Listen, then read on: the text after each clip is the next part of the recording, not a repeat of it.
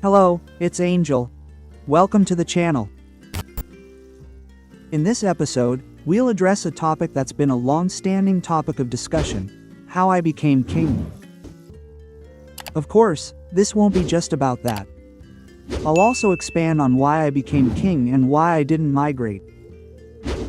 The story of how I became king is quite short, and we can get to it now. The story of this crown over my head, over my city, in a nutshell: the previous king resigned from being king. He and a certain group wanted to play at a higher level. I don't particularly like this higher level, and it's not just about the bastion battles, of which there are plenty, but you also have to build with 4 or 5 alliances to have as many bastions at your disposal as possible. Because that favors you. However, in this 14 billion power range, if someone builds for 3 alliances, that's the maximum. I haven't seen anyone build for 4 alliances here, so one problem solved. Unfortunately, the game hasn't reduced the number of bastions you can build during a single starting camp. So, the more alliances you have, the better, because you have more bastions at your disposal. And honestly, I don't want to build in 5 or 6 alliances, switch accounts to farm, or access other accounts, which, let's be honest, is very popular. They were supposed to do something about pilots too, but the topic somehow died down. We'll see if they revive it. I hope so. Does this mean it's somehow easier in these 141 billion alliances? Well, not necessarily here either, because there are plenty of alliances where they pilot each other, where they have plenty of time to play, but sitting 24/7 for 10 days in a row isn't something I want to do. Sure, I like this game, I like to fight, but I don't personally have any pilots, so I simply don't want to burn out on this game, and reducing power alone won't really solve anything, because at every level, literally at every level, you can encounter alliances that play practically 24/7. Matchmaking itself isn't particularly effective either. If it worked reasonably well, it would adjust kingdoms not only by power, which is bad in itself, because the power they chose as a benchmark isn't ideal, but that's material for another video. Matchmaking, however, would also take into account activity, yes, the number of hours spent playing, so that all these kingdoms have the best possible KvK, as evenly matched as possible. Currently, you can have 20 billion power, 15 billion, even 10 billion. And despite all this, there will be servers there that play really, really hard. There are simply some things you can't overcome in this game. However, many people wanted to stay here. I also wanted to stay, because I don't really enjoy jumping around looking for something better all the time and then migrating because something didn't work out. So I stayed because no one wanted to be the king here. People wanted me, and no one was reaching out for those crowns. People chose me. So I figured I could try, right? I figured I could try. We did 1 KvK to test what it would be like if we were left alone. Surprisingly, the next KvK was very successful. Here's a breakdown of our alliances that participated. Back then, VIP had 11, almost 12 billion power. As you can see, we had 7% activity, so it was tough, but I say, let's try. I say, let's try. A really large number of people remained, for whom I say it's worth trying. So we tried, we entered this KvK with that percentage of activity, and surprisingly, we did very, very well. Here's the map layout of what it looked like. The first zone, the second one was on NXSC. And I have to tell you, which one was quite active, much more active. We managed to defeat them. Yes, we managed to defeat NXSC. Here's a snippet, right? Well, we won't be watching the entire fight here. However, we took over the entire second zone, defeated them. They really didn't stand much of a chance. And then it was time for the final. Yes, it was time for the final zone. And in the final zone, of course, one of our allies got lost and didn't make it to the final zone. So we stayed in this zone, 2 out of 3. We can see a large part of the time here for 1 day. There was a second bastion somewhere here. I'm thinking the time should be listed somewhere. Here we have a look at the zone with the dragon, what it looked like. We fought with 2 alliances. Yes, it's already the second day here and we're still holding out, so it turned out pretty well. That's when I really saw the potential in these guys, and I decided to stay here. And as I said, the whole zone with the dragon, looked like this. Despite winning Zone 2, despite winning Zone 3, the final zone looked like we were actually 2 for 3, even though the team was already falling apart. And so we were, their king, the king abandoned them. The king was gone in the final zone, and we were actually 1 for 3. The second ally, who was here? We have to go back, because I don't remember who was here. ZPG server 170 didn't show up in the zone with the dragon, and that's how KvK looked. Despite everything, we were also first in merits then, so we put in a good show. Despite everything, this season showed me that it's worth trying and continuing, right? Besides, as for HTF, our opponent here, who was on this side, we were supposed to connect with them, yes, with their active players, because that's what they were writing to us. That was the time when, we lost some people. I say, maybe it's time to strengthen ourselves. However, any merges, any sort of merge, yes, merging with others, I consider very risky, and I didn't want to do it yet. I didn't want to merge because we really showed off very well here in this zone. We destroyed 2 bastions in 10 minutes. I think few alliances can boast something like that, fighting against equal opponents. And getting back to HTF, interestingly enough, HTF then merged with AD. That was an alliance that really had little power as an alliance, but I'd say the overall package was solid.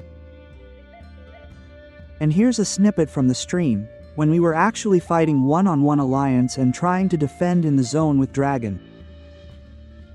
But here we have an AD alliance, right? We have an AD alliance that just merged with HTF. They chose their best players, both of them, and they just created a new alliance. I mean, they merged, right? And they created AD. So you see, here's another KvK, where we're practically alone in the Dragon Zone. The most interesting part, however, is the story of HTF, which is now in AD. If we look at the AD server, 226, we can see that there's actually no one left here. There's no one left in AD because, well, another KvK beat us. Yes, they beat us there, because we saw the situation on the map, we were alone. Of course, they were talking a lot in global chat back then.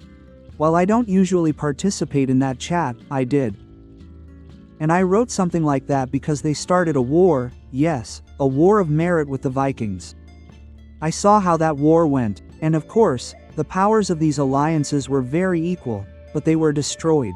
And I said that with something like that, they have nothing to worry about and can just pack up, yes, and make another merge. 1 KvK passed, and I guess they didn't do too well there. And now we see that this server has been deserted. Yes, again, from KvK to KvK, these people are constantly looking for something better. They can't build anything, they just, jump from server to server, looking for something better. Something like that bothers me. Of course, HTF is just one such example, because we can take a look. Actually, let's take a look at the migration. Yes, let's take a look at the migration. Let's put the migration here from the beginning of KvK. Actually, the date here is from TRG to June 3rd. And let's take a look at what that migration looked like, right? Let's put the migrants who migrated from the server here, so let's see which servers went down.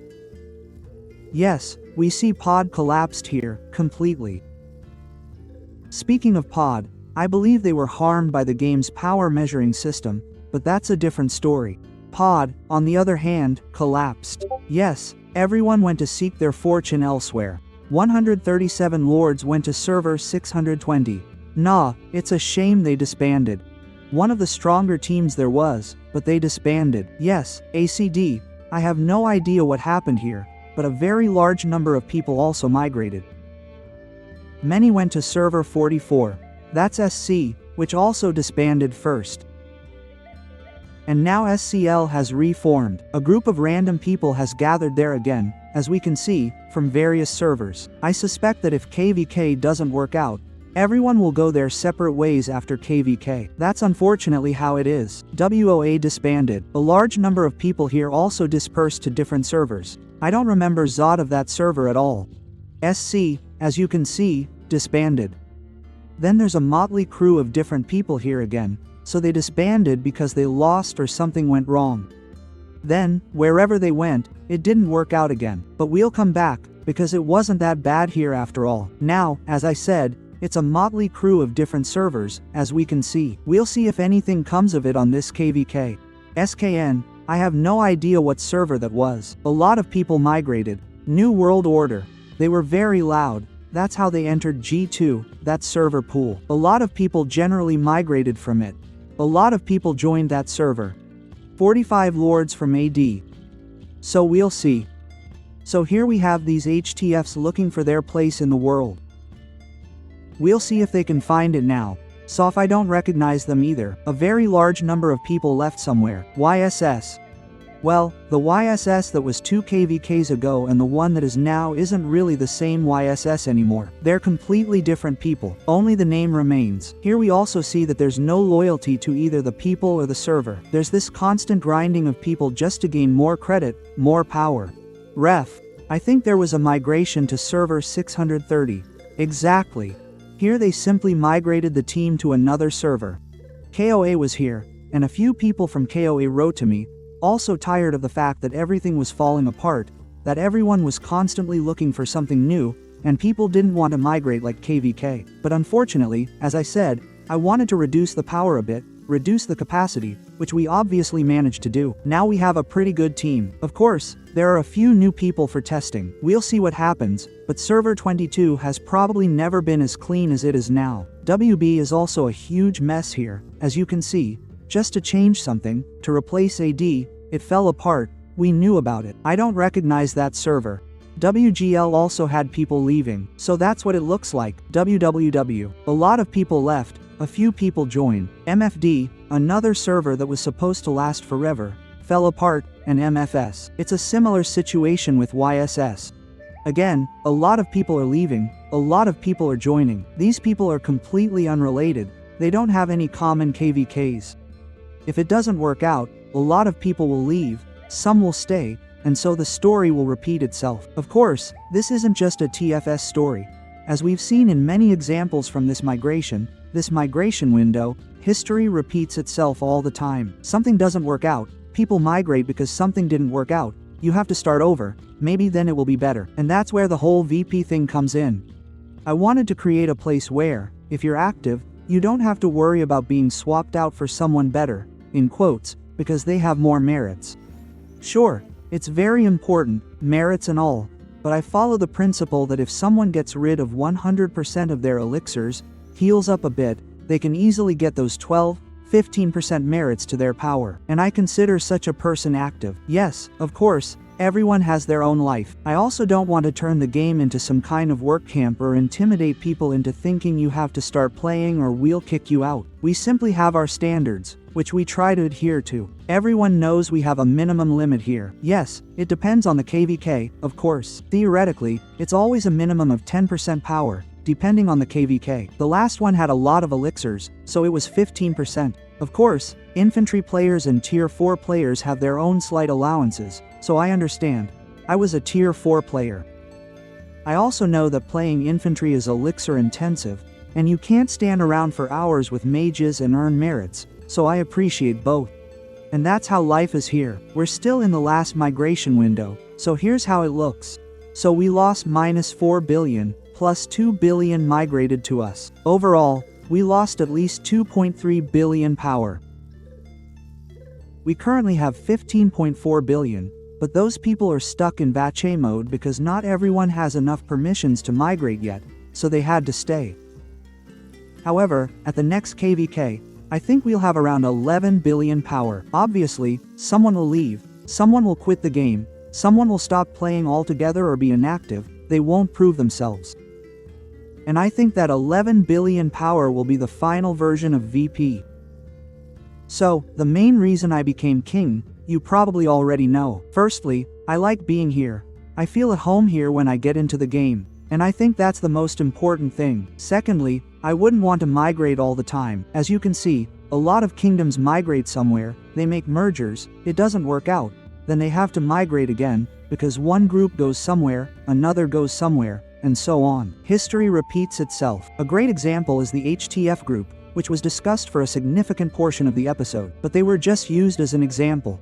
I don't want to jump from server to server like that. I've been on this server from the beginning, on server 22. I've never migrated in my life, and I don't plan to do so in the near future. When would I migrate? Maybe if there were 20 people left, we'd migrate to another server, but for now, there's no shortage of people here. And as I said, there was potential to increase this capacity. A lot, really a lot. But I don't like doing massive migrations in one window. In my opinion, it's too risky to do it all at once or to accept large groups. I prefer to accept a maximum of, I don't know, 5 people from a group, from a server. It's definitely better to accept one person from one server, another from another. That way, they have an easier time acclimating than accepting 20 people from a single server. Because then, like it or not, there will always be this division, us and them. And from the example of HTF, we can see how it ends. That's my story, taking over the crown. In short, I'd say that's still not all the details, but who wants to listen to an hour about it? But like I said, we've come a long way, as you can see from 6%. Currently, we're at 13.2%, so we've made huge progress. We've come a long way together. Here you can see roughly what those powers were like back then. And believe me, even back then, we were fighting alliances full of tier 5. Here, there were a lot of tier 4s, almost the entire tier 4 alliance, so I'm not afraid these people will give up when an opponent shows up. Besides, anyone who knows history knows that most of the KvKs we play are playing against an opponent who is definitely outnumbered. I don't know what the curse is, but that's just how it is. Even the last KvKs, the last 5 KvKs, we didn't have anything like a final zone with a 3rd place on TR. There wasn't anything like that. Yeah, we'll see what this KvK brings us. Maybe this curse will finally lift. I hope so. And of course, I also wish you good results, successful KvKs, regardless of which alliance you're in. Unless you're in an enemy alliance, then you know, for balance, we need to have a good KvK, because eventually, some alliance will be falling apart in the enemies, not in ours. Because how much can you do, right? How much can you do? Anyway, you've learned the story, why I became king, why I don't like migrating. In my opinion, it's simply a vicious cycle. Once you start migrating in search of something more, you'll just keep migrating and migrating and migrating until you run out of permits. Then you'll just stay there because you don't like the kingdom you're in. And ultimately, who knows, maybe you'll stop playing. I'd rather avoid that. And that's why we're sitting here, and I'm really looking forward to the next KvK. This is where I'll say goodbye to you. You know what to do. Take care.